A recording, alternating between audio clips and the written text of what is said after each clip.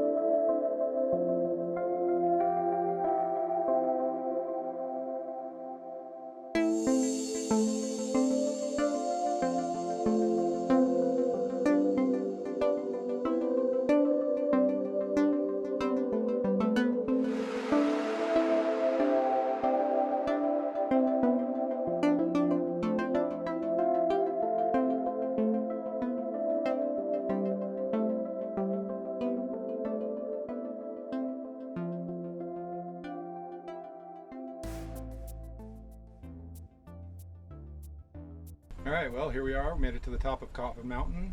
It's about 5,770 some feet I saw on the helicopter pad that's up here. There's nobody here at the fire lookout right now. It is a used fire lookout, it looks like. A little bit of snow you can see over here. Of course, you've got Jefferson is the prominent peak there.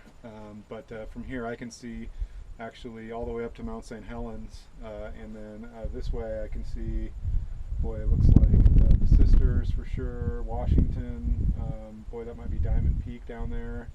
I'm not really sure, way in the distance. Wonderful Father's Day. I'm so happy to be up here with my family. Happy to take you along on an adventure with me and what I love to do. And I think I'll try to show maybe how to take a phone image and process that. Basically, maybe you came out here with just your phone. I've got an iPhone 7. I'm going to use that to take a couple pictures of the bear grass in the mountain and do a little bit of work with that in Photoshop and Lightroom to process it. Very simple. And I think I'll show how I did that and the process so that anybody can see that, you can see that anybody can go ahead and use their phone and what you have on them to process really nice images. The light won't be the best. It's still about 5 o'clock. Sunset's right now around 9 because we're almost right to the switch over here in June to the solstice. But I still think I can get a great image. It's late enough in the day. We'll see what we can do and walk you through that process. So you can see here, this is the section just coming down from the top where the lookout is. You can see the old like volcanic plugs, I think, this is the old Cascades region, and it's really steep drop-offs on all sides there, so you got to pay attention to what you're doing when you get up to the top. But very cool to be able to get up here and get views like this with a pretty easy hike. It's only about 1.5 miles to the top. I think you gain around 1,000 feet of elevation gain, but it's really not too bad. It's steep in some places and you got to be prepared to go up a little bit, but it's doable for, I would say, just about anybody, as long as you take your time and take some water with you and it's not too hot out. You wouldn't want to probably do this in a hot August afternoon without being prepared. So.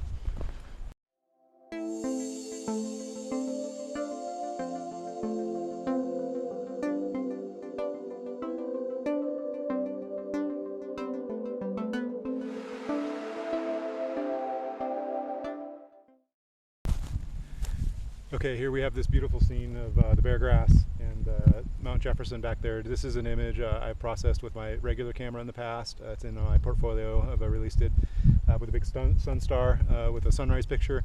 That's from several, I think 2 or 3 years ago. Less windy right now, and I don't have my DSLR, so I thought I would go through how to do this with a smartphone and just show you how good of a picture you can really get just with a smartphone. I've printed several pictures off my smartphone and they're great. But yeah, it's just beautiful out here, and it's hard to beat fields, endless fields of this bear grass, and about every other kind of flower that I think you could imagine is peaking right now. So it's beautiful. The sun is just going down now over the side of the hill, so we're actually getting the last of the sun on these before this side of the hill goes dark, but we're still 2 or 3 hours from sunset. But anyway, what I'm going to do is I'm going to use the camera phone app, and I'm going to use an app, I think it's called Halide. You can adjust focal points, and you can also, just like other apps, click on points of the screen, which is really important to change exposure values, because you'll be blending the image, or potentially you could focus stack, you can focus blend, you can do a lot of different things, and you can do those with any images, and you know, an iPhone has a great sensor on it. Like I said, I've printed several images off of these things. So what I'm going to do, just to go over it, because you probably can't see my screen here, is I'm going to basically get these bear grass. I'm going to make sure they're in focus up front. I'm going to frame the mountain off to the right of them. I'm going to take a couple of shots for the foreground, make sure in both focus and also look at the exposure value by clicking on the different parts of the screens that kind of affect that. And then I'm going to do the same thing in the background and make sure I get a shot back there, and then I'll put those two things together. I'll also get a closer zoomed in 2x shot of the mountain and the horizon at that line, just to see if I can use that potentially. Blended in, it may or may not look right, but you know, your eye and what the camera sees are kind of two different things as far as perspective. So just something to keep in mind.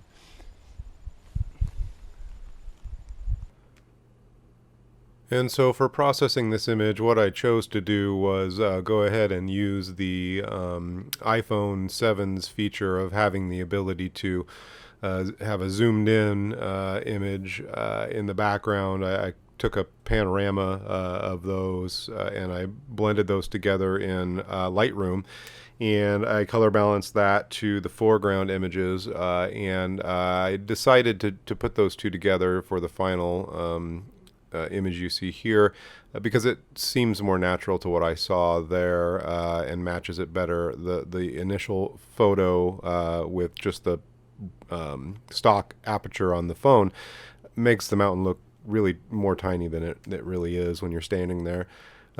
So I will say there was a little bit of work done with a little light dodging and burning on this, and a little bit of denoise applied to the sky to help with some of the iPhone's downfalls. I mean, it is still just a camera phone, but I think it does a great job here, and you can see this image compares, you know, fairly well to the other previous image that I showed from this location with the sun star that I took a few years ago and is in my portfolio.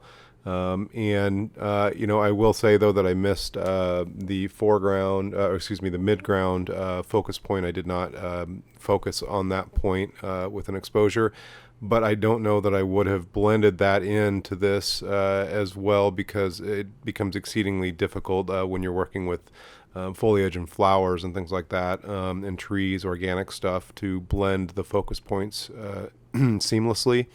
So it doesn't matter in this composition, because I feel like the bear grass you focus on in the foreground, and then you lead right up to the mountain in the background. So.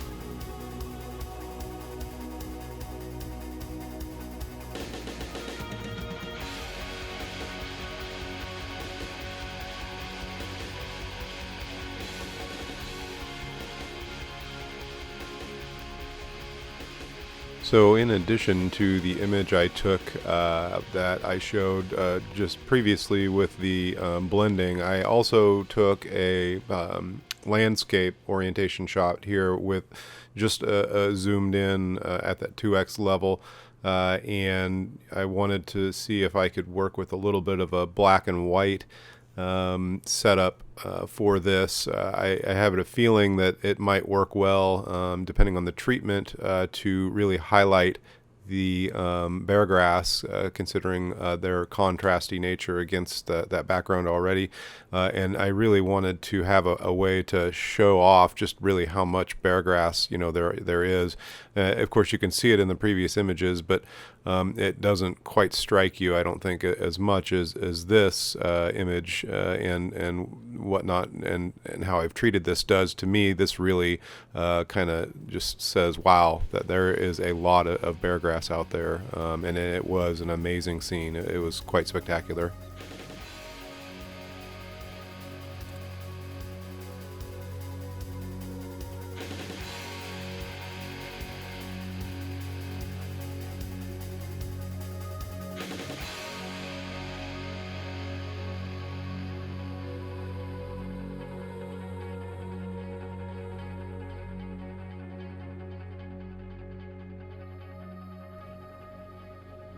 So I wanted to also share images from my previous trip here to give you a perspective of some of the other compositions that you might be able to expect while visiting Coffin Mountain.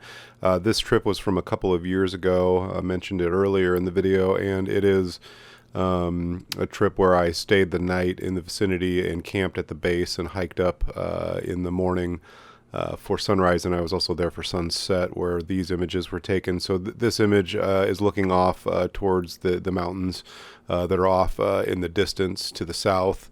And then we have this, which is me looking to get a composition with the glowing tent. I've got a couple here. I'm going to be the first to say that you are not allowed to camp up in this area. This is only a prop. I don't suggest that you try to go up here and camp.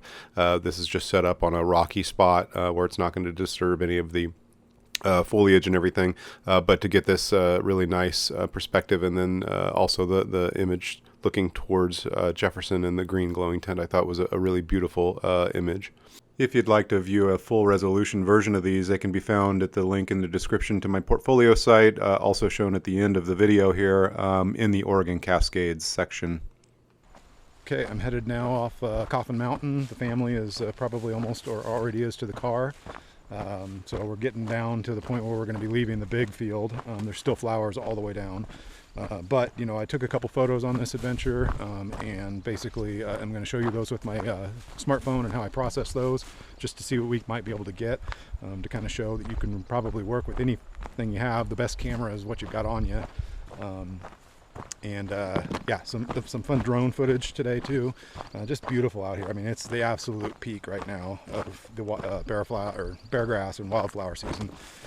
But I really wanted to thank you for watching. Hopefully I can do more of these videos, taking you on some of these adventures, family adventures, photo hiking adventures, just getting out and exploring the Oregon Cascades and the Oregon wilderness, documenting it, taking photos that are beautiful, hopefully along the way. Yeah, I want to thank you for watching today, and hopefully we'll see y'all again soon.